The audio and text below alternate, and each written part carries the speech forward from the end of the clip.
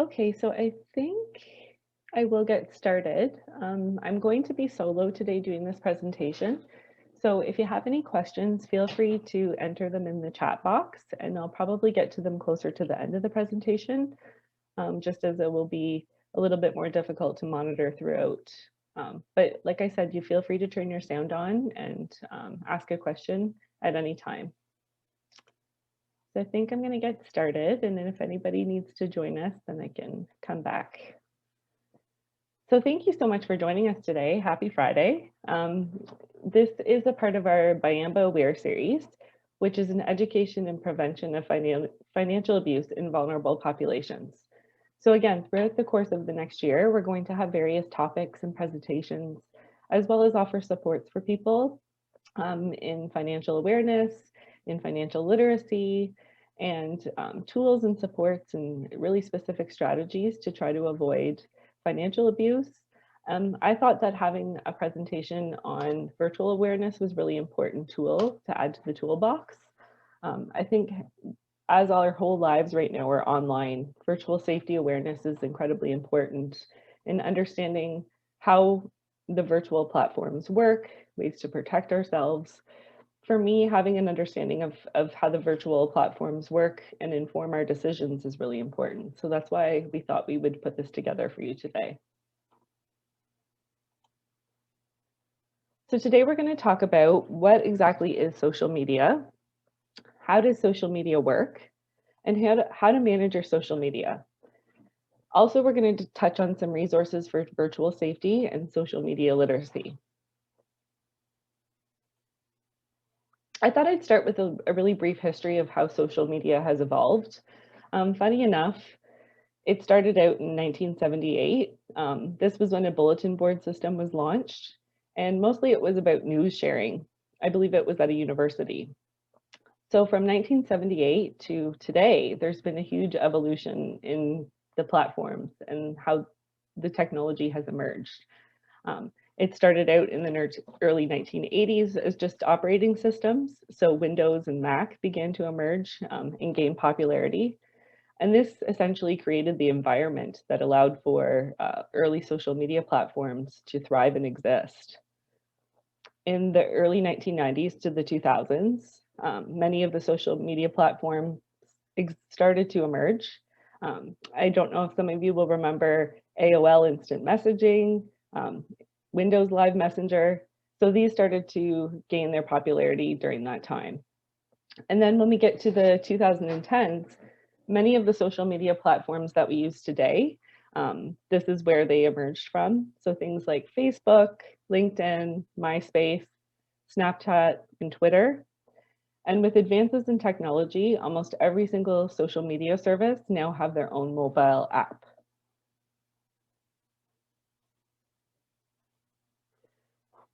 So what do we need to talk about when it comes to social media literacy and virtual safety? I think that begins with having an understanding of what is social media. So basically, social media are interactive computer technologies that facilitate the creation or sharing of information and ideas. There's lots of other definitions about what social media is, so feel free to check out Wiki to learn more about this. And here's just a few stats on the demographic. So a recent study in 2020 found that children aged 9 to 12 most often access YouTube at a rate of 67%. And only 5% of children in the same age bracket had no social media use. So as you can see, children are starting out younger and younger to access various technology platforms. Adults are found to use Facebook as a social media platform, with the numbers indicating that 68% had access to Facebook. And what are we using technology for? What are we using these social media platforms for? Well, businesses, school admissions, and employers. And sometimes employers now are demanding access to individual personal accounts to review people before they hire them. So because people use social media as a news source, a social tool, a self-preservation tool, and a health tool, this can change and reinforce all of our behaviors.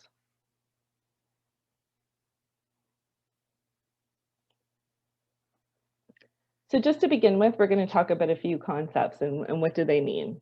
So what is an algorithm? How do the biases that we have create vulnerability in navigating social media platforms? And how do algorithms use our own biases? So to start with, what is an algorithm? An algorithm is the list of instructions and rules that a computer needs to complete a task. So all social media platforms and search sites use algorithms to determine what content is shared with us and how we are advertised to. Algorithms have a ton of influence in our life. So currently, algorithms already influence our decisions in who we talk to, um, whose social media posts that we see, which shapes our relationships. Algorithms influence what we buy. Suggestions on search engines shape our awareness and influence our purchases. Where we go. So the route selected by digital maps determines the neighborhoods. Whoops, I'm just going to move this over. That we visit and buy property in. How much money we earn. Stock trading systems determine share prices, and this impacts our savings and our salaries. And who we marry. Algorithms also play a key role in determining who we meet, date, and marry. If you're using a lot of social dating apps, the algorithms are actually having a decision in the type of profiles that you're seeing on online dating sites. So this is just an example of how an algorithm uses target advertising. So as an internet user, I log on to the internet, I visit a website, and I leave the website without making any decisions. A couple days later, as I browse the internet, those targeted ads will be displayed on my search engines, on my social media accounts. So they've now retargeted me as a consumer. And this might eventually lure me into purchasing the product and continuing to shop with them. So algorithms are tracking our behavior and tracking the information that we're accessing on websites. So how does algorithms, these biases spread fake news? So social media platforms and search engines all employ algorithms that decide what information that we all see online. These personalized technologies are designed to select only the most engaging and relevant content for each individual user. And by doing this ends up reinforcing the cognitive and social biases of each individual user, thus making them more vulnerable to manipulation. So the advertising tools that are built into many social media platforms let disinformation exploit our confirmation bias by tailoring messages to people who are already inclined to believe them.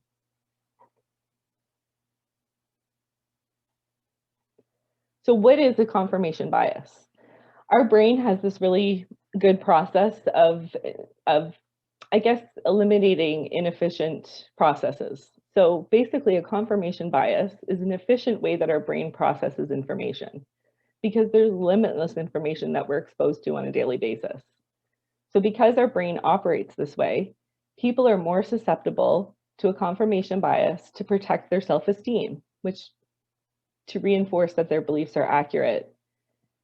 And to minimize this, to minimize cognitive distances, people adopt a confirmation bias. This avoids our brain into thinking about contradictory beliefs that are going to be contradictory to our current beliefs.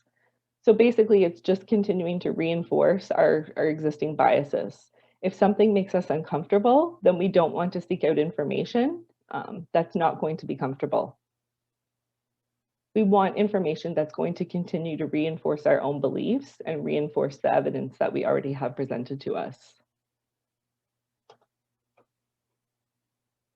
So here's an example of what a confirmation bias looks like. We don't seek out facts that are objective. We interpret the information to support our own existing beliefs, and we only remember details that uphold our existing beliefs. Our brain ignores all information that will challenge this belief because, again, that would be uncomfortable, and our brain wants us to remain in a state of comfortable. Another bias that comes from is the bias in society. So when we connect directly with our peers, the social biases that guide our selection of friends come to influence the information that we see as well. And all of these biases are reinforced. So if a user clicks on a Facebook link from a particular news source, Facebook will tend to only show that information and more of that site's content. This is called a filter bubble. So unfortunately, this filter bubble may isolate people from diverse perspectives, and it continues to strengthen the confirmation bias.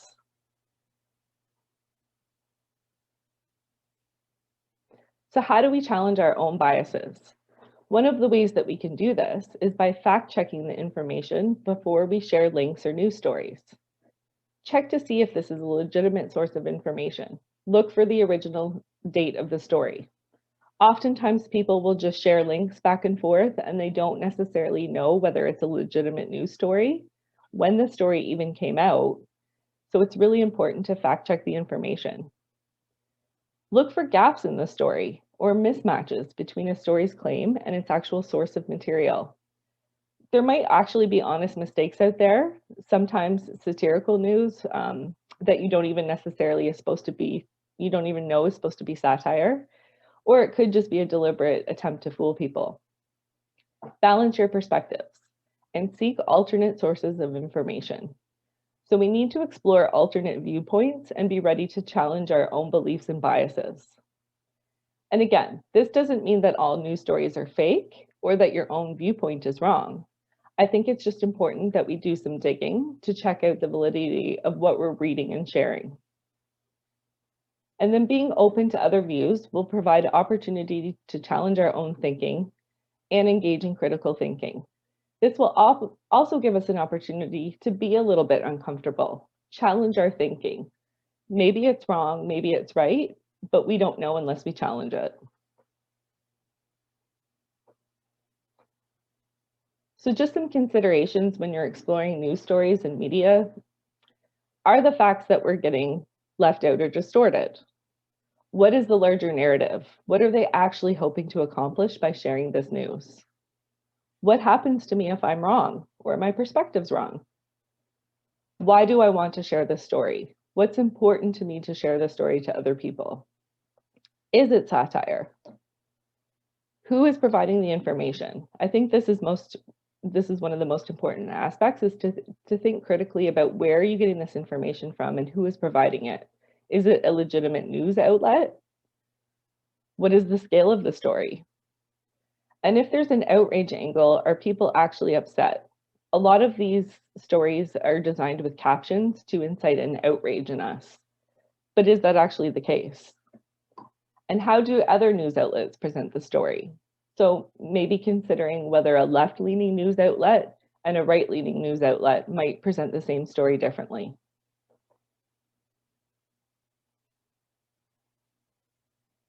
So why do we need to know about social media and literacy and virtual safety?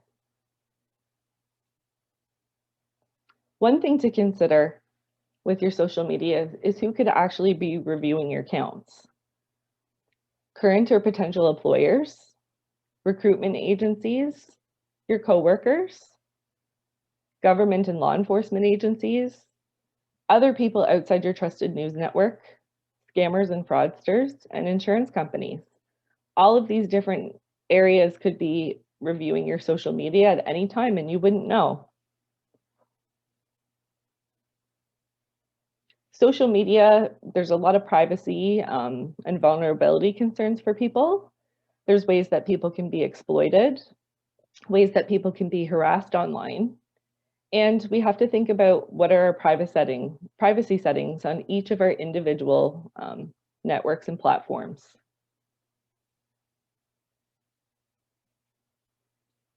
So what is exploitation? Exploitation can include exposure to harmful content.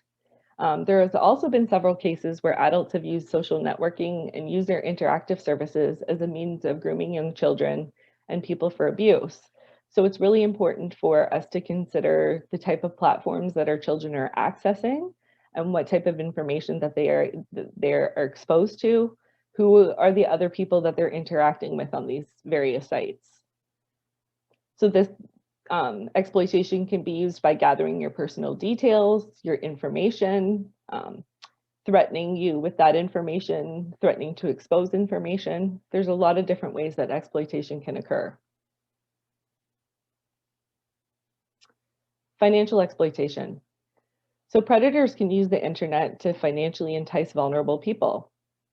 They can offer cheap tickets to sporting events or music events, offer material including electronic games, music, or software, offering jobs with huge earning potential. Example, pyramid schemes.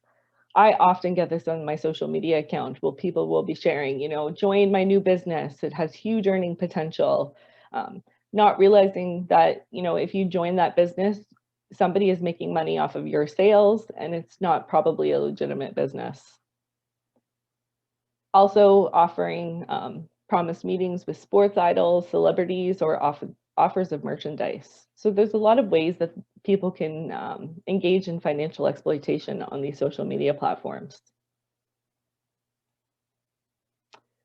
So online abuse and or otherwise known as cyberbullying is defined as the repeated or severe targeting of online behavior.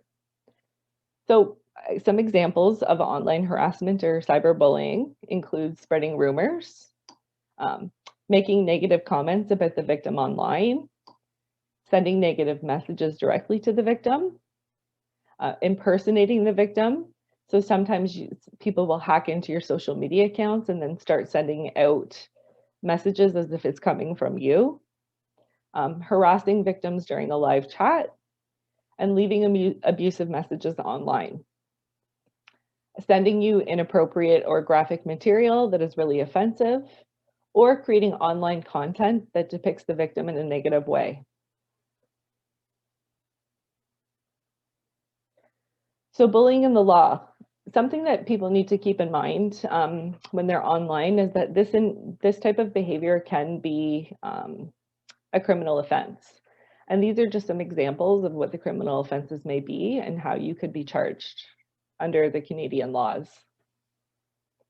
So criminal harassment, child pornography, uttering threats and extortion, some type of assault could take place. Identity theft and fraud is a big one that takes place online, and defamatory libel. So if you're spreading rumors about someone online, I feel like because the internet is so vast that we feel protected in a lot of ways and we feel invisible, but I think that it's important to highlight that the information that we're sharing in our online behavior is actually subject to various laws.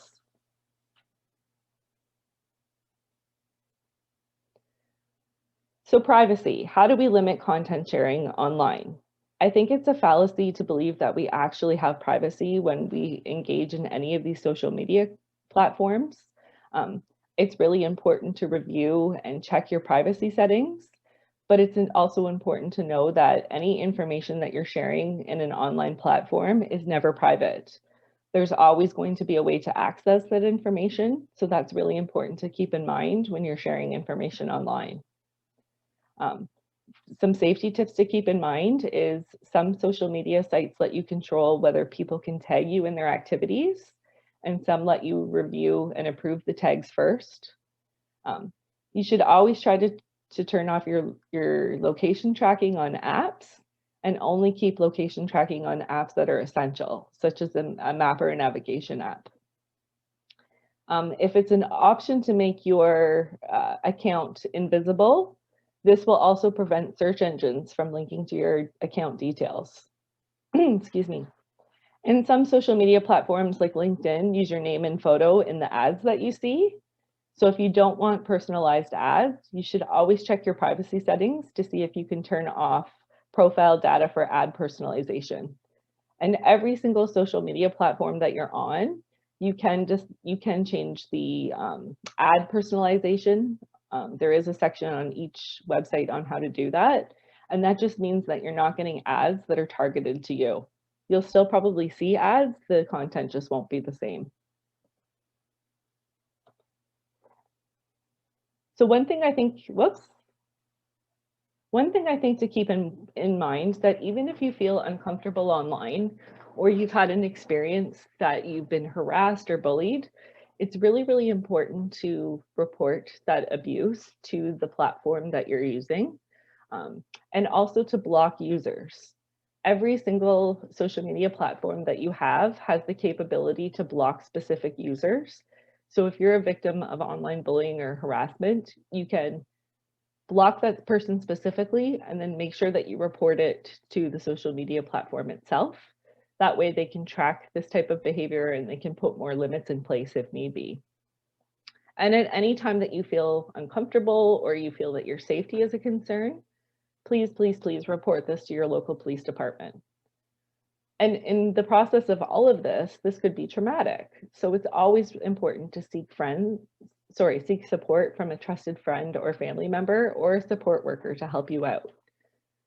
It's always good to share what's happening with you so that somebody else can be a part of the process and can support you through that.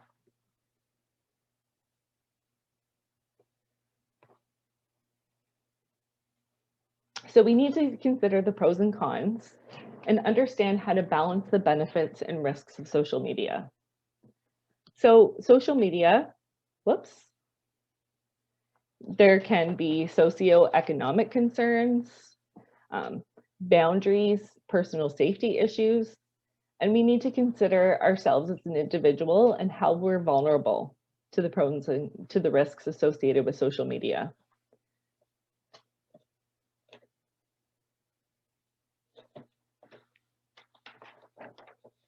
So algorithms, we come back to algorithms, security and suggested content. So every time you post on something, you click something that you like it, or anytime that you actually view anything, algorithms are tracking that information. So every single thing that you do online influences how an algorithm tracks you and what type of content is being displayed to you.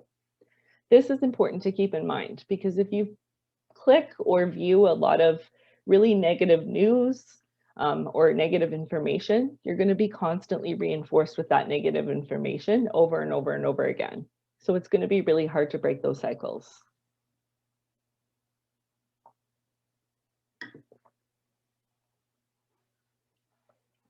So a few tips on social media etiquette and hygiene.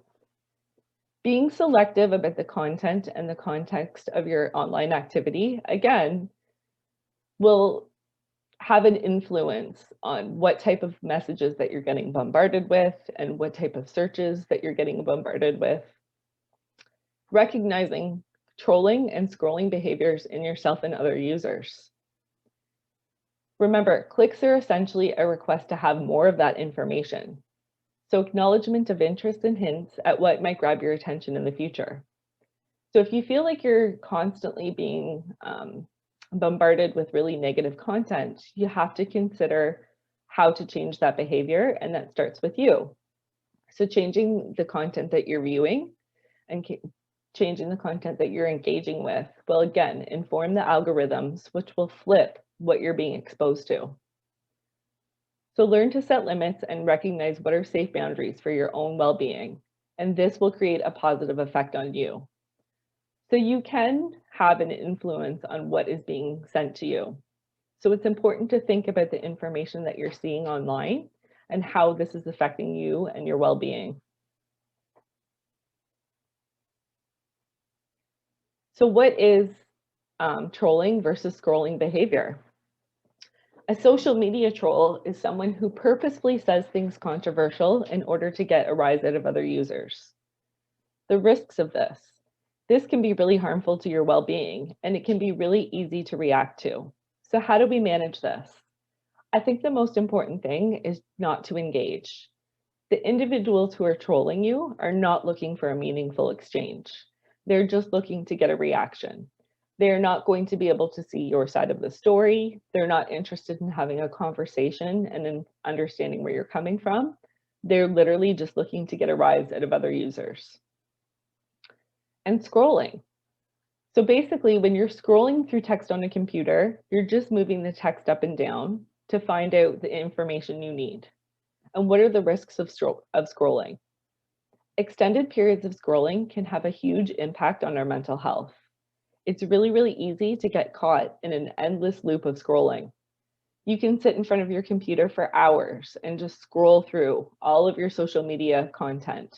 You start out by looking at one article, and then you're looking at someone else's Facebook page and looking through their pictures. And then before you know it, it leads to another article. And before you know it, you've spent hours online.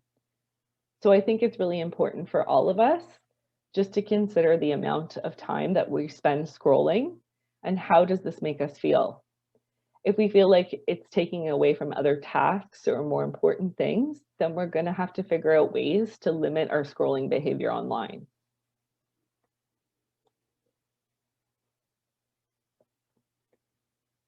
So just some thoughts and considerations for social media hygiene. Whoops. So beware of oversharing. When you're putting out information online, like I said previously, it's never going to be private. So consider the information. How much information do I want to put out into the world? Because once it's online, it stays online. Even if you delete it, it's still out there. So when I put this information out, how does that make me feel? Does it make me feel good about the content I'm sharing, or does it just reinforce negative feelings inside me? Again, being aware of the time that we spend on social media. Is the time that I'm spending scrolling on social media impacting my ability to complete my daily tasks or engage in all of my daily routines? And again, how does this make me feel? Do I feel better when I engage in this, or does it just make me feel more lonely and isolated? Does the amount of time that I spend on social media impact my relationships? So instead of having meaningful conversations with the people in my life, am I spending this time just scrolling through social media accounts? And how does all the information that I'm viewing impact my well-being? Am I getting enough sleep? Am I getting enough exercise? And am I engaged in true social connection with the people in my life? Sometimes, again, with scrolling behaviors or just being online in general, it can impact our ability to get quality sleep. We might stay up really late at night just scrolling through websites, not really getting anything from it. It's just a hard habit to break. And it fills the time. So just to keep in mind when we're online, here's a few examples. Control, Alt, Delete. Control yourself, alter your thinking, and delete negativity. So how can the content that we're accessing online delete negativity? How do we keep it or flip it to a more positive way? Practice a mindful social media presence.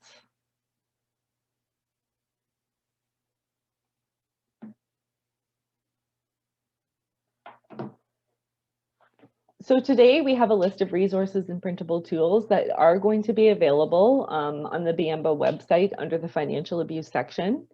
I have a list of instructions on how to adjust all of the privacy controls under each social media account that are the most popular today. We're also going to have printable instructions and just some tips and sources that you can keep beside you at the computer. Just strategies to remember to engage in healthy social media access, reminders to limit your content time and to limit your scrolling time. So we are going to have all of these information and resources available on the BMBA website under the financial abuse section. Does anybody have any questions about today's content or comments?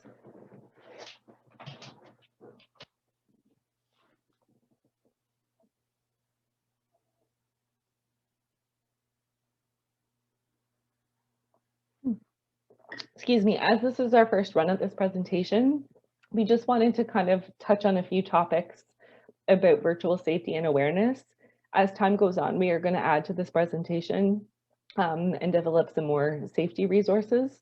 I think it's really important for vulnerable people and for all of us really to have an understanding about how social media impacts our life We all spend a lot of our time now on social media, especially because of the pandemic and the restrictions on our activities. But I think really understanding how social media works and how this can impact you in your everyday living is especially important.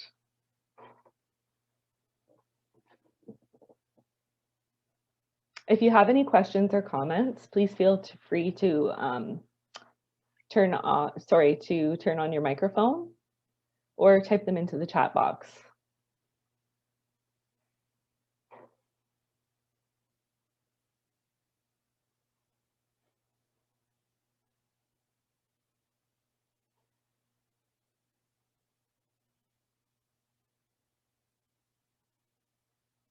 Well, thank you so much for joining us today.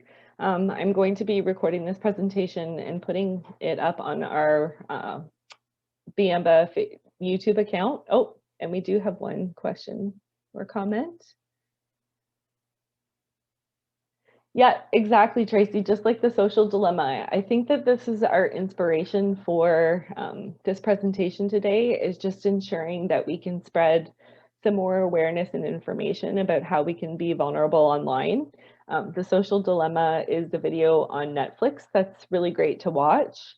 I think it's more important to watch this and to expand on this information just so that we can keep the conversation going about how social media impacts us, what are healthy ways to contend with that, and how does it influence our life? And I think understanding how social media really influences us is incredibly important. So if you have time to check out the social dilemma on Netflix, I think it's a really good resource.